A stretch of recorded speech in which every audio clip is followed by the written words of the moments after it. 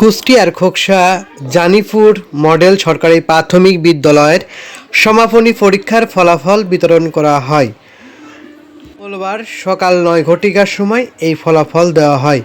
ফলাফল বিতরণের সময় প্রধান অতিথি হিসাবে উপস্থিত ছিলেন অপূর্ব লাল ভট্টাচার্য। এই সময় বিশেষ অতিথি হিসাবে উপস্থিত ছিলেন বিশিষ্ট রাজনৈতিক ব্যক্তিত্ব খোকসা পৌর বিএনপির সাবেক সাধারণ সম্পাদক নাফিস আহমেদ খান রাজু।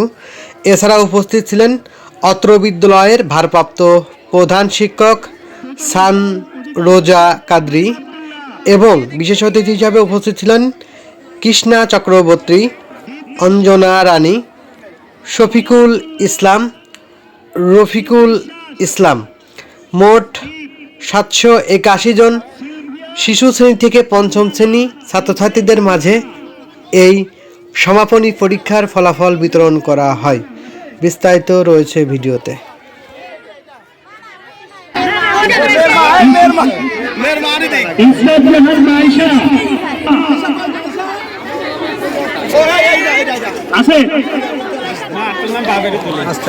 ফারহান হোসেন অভি,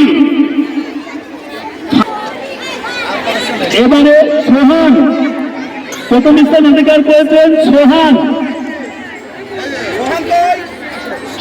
শিষ্য শুভ অগ্নি,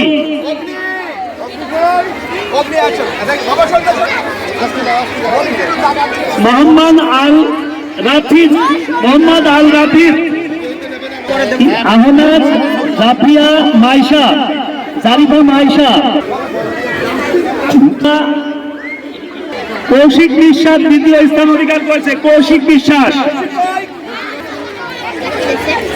সমীরা খাতুন এবার তৃতীয় স্থানে অধিকার করেছে। সূর্য শর্মা,